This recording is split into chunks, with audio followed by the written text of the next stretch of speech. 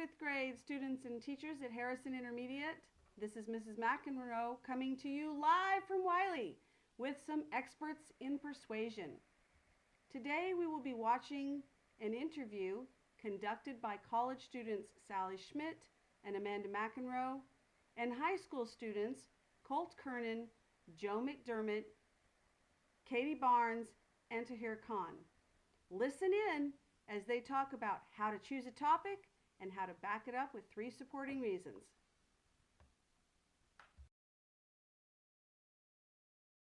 Students have been challenged to find a way to make a difference. Let's start with topics. What advice can you give about how to choose a topic? Alright, well, topics are really easy. Sometimes you're given a topic, so they tell you what to write a paper about. That's nice. But in this case, you're given free range. So you want to be sure to choose a topic that you're passionate about. And then you're going to have to think about it. What keeps you up at night? What gets your mind spinning? What can you not stand that happens in Wiley that you have the ability to fix?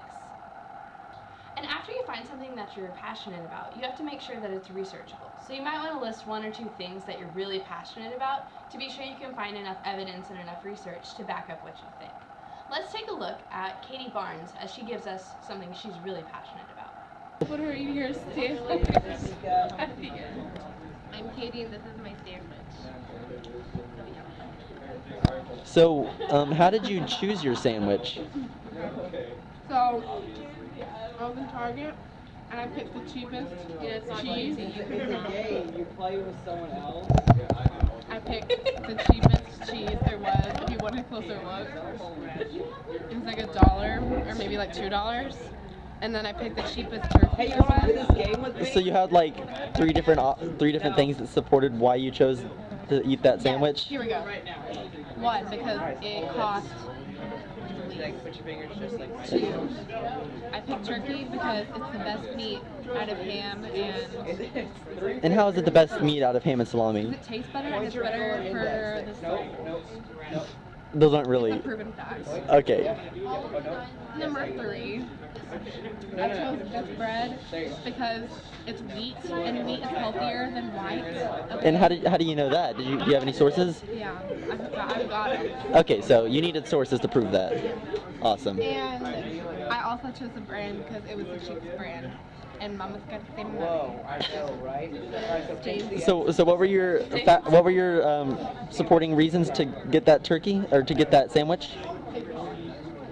The cheese and the meat were cheap, okay. 2, I chose turkey because it's healthy and it's good for the soul.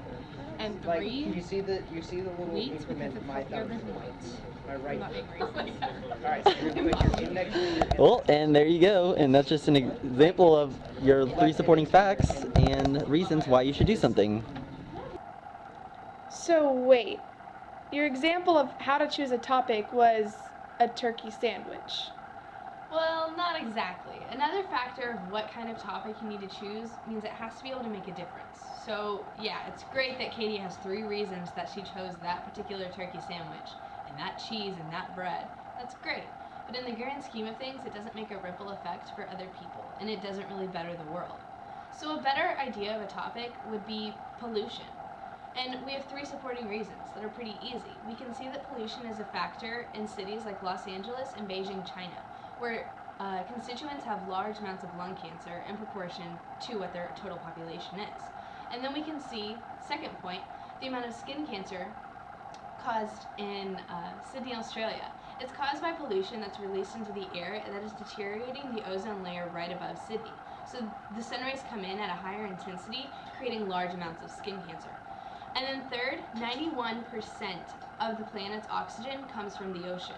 And the more boats, the more freight trains, the more all sorts of things that we put into the ocean creates huge amounts of oil and lots of pollution that just create less oxygen for you and I to breathe. So those are 3 reasons making pollution a really good topic to challenge.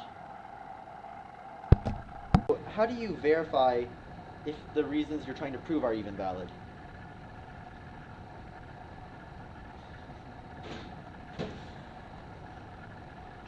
Well, by running it through the what we in debate we call the topicality test. We're just saying do these things directly correlate to what we're talking about? And so,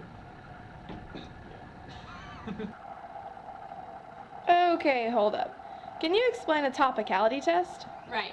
So a topicality test isn't so much of a test as the process of how you choose your topic. So you're given this idea, make a change in Wiley or make a change in the world. Awesome. So what you're going to start doing is brainstorm everything you even remotely care about. And you're going to get a nice long piece of paper and it's going to have a lot of really cool topics on it. From there, you're going to choose your top 3 or 4. And then you're going to actually do a little bit of research and see what has the most information on it. How many people really care about this topic, other than you, of course, and what kind of a difference can you actually make with this one topic. From that, you have 3 or 4 with a lot of research behind it. You simply look to see who has the best research. So who has the better people saying whatever you want it to say, who has the better sources, and who has the most amount of information on the topic. And from there, you choose it. And once again, we have to emphasize that these are worthy causes. So whenever you're brainstorming, make sure that there's something that's people are actually going to care about, instead of just a turkey sandwich.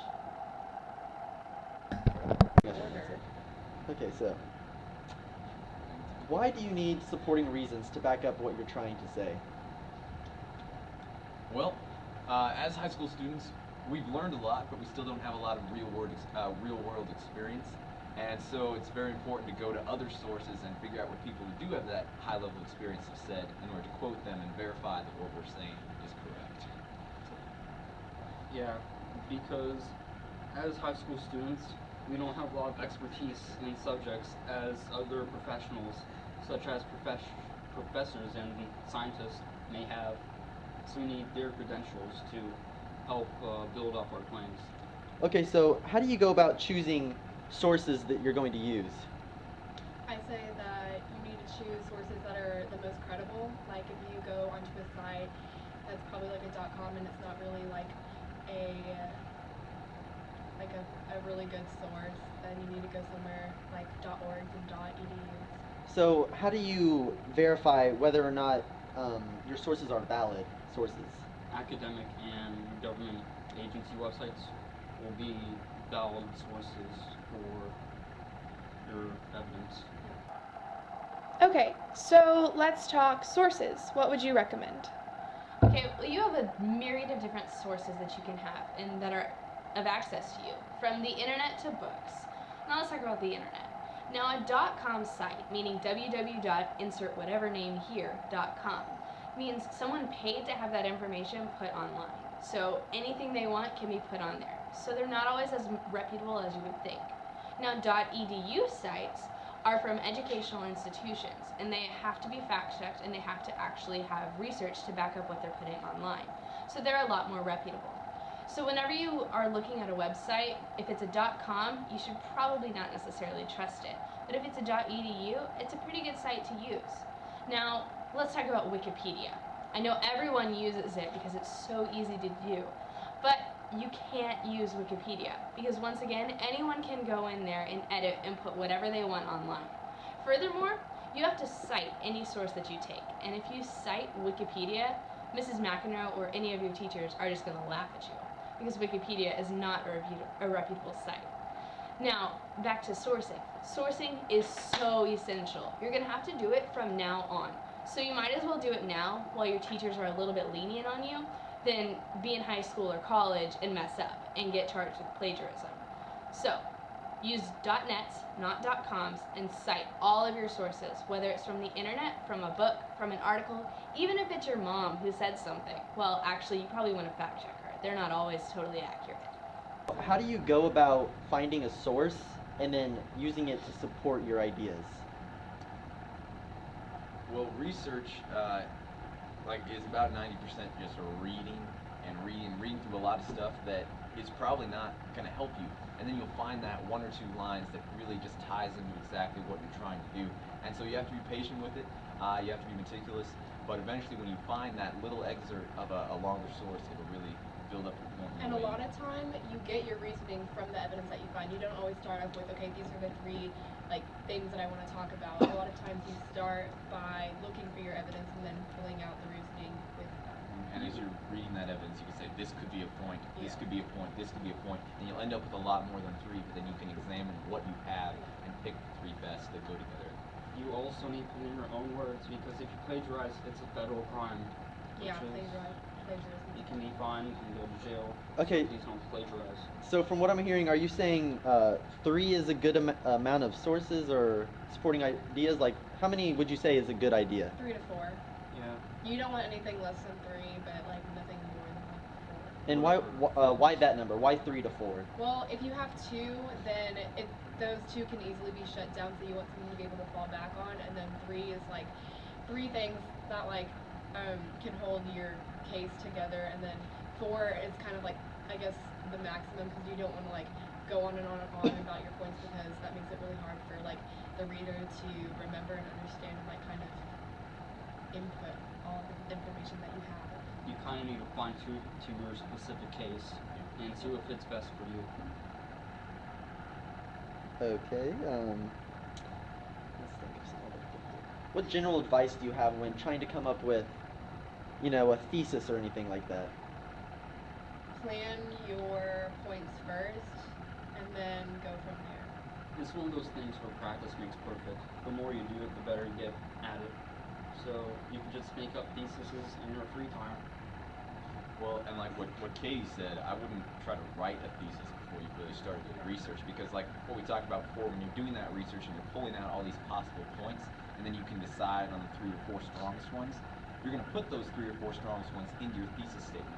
So it's probably not a good idea to come up with 3 points and then go out and try to figure out if they actually exist. It's better to figure out what the possible options are and then write a thesis from those. Okay guys, let's get real. We're in college now, and looking back, the greatest memories that we had and the best times that we all shared were the times that we were actually making a difference. Like in high school, we were in lots of different clubs, like student council, where we all got together and worked on that house that one time. Remember that? For Habitat for Humanity. We actually got to finish a house, and we helped the family move into it. It was really cool. We got to meet the family and hug the little girl that was gonna live there that was so excited that we got to build the house. And like that time for Spanish Honor Society, where we went and caroled for all those people, and everyone sat and listened and kind of just enjoyed the season. Even though none of us were really good singers, let's be real. Very true. And then there was that one time for National Honor Society where we wrote, how many cans did we raise for the Christian Care Center? It was thousands. But it was really cool because we actually got to help deliver them to the Christian Care Center, and we got to see the impact that we made. We almost filled up their entire warehouse, not to brag. But the times that we've made a difference have really stuck for both of us. So don't let anyone tell you you're too young or this project is silly. Don't let anyone ever tell you you can't do something, because you can make a difference, and it will stick with you for the rest of your life. So good luck. You can make a difference. Bloopers! Okay, What are bluebirds? now stop it. Bloopers. Oh, bloopers! I wanted to see the thing, and you're just like. Are we still going? Yeah. Okay. Just 3, 2, 1. Yeah. Now you're gonna put your. Can I watch that?